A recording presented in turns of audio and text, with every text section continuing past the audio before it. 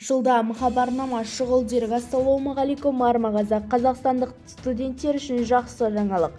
Егер ең соңғы жаңалықтарды алғашқылар қатарында білгіңіз келсе, арнамыздағы подписаться және де бір ғана лайк түймелерін басып, видеоролигімізді соңына дейін қараңыз. Ал онда біз бастадық. 1000-нан астам студентке президент стипендиясы беріледі.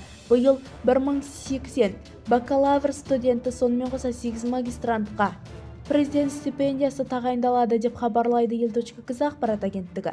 Стипендия ЖОО реакциясының бұйрығымен тағайындалады және бір оқу жылының бір семестрі бойынша төленеді. Стипендияға ие болу үшін грантпен оқу міндетті емес. Оны арқылы ақылы білім стипендиялары студенттері және магистранттары да иелене алады. 2020 жылда бакалавр студентке тағайындалған президент стипендиясы мөлшері 73.320 теңге, магистранттарға 173.974 теңге. Бізді тамашалауды жалғастырыңыз.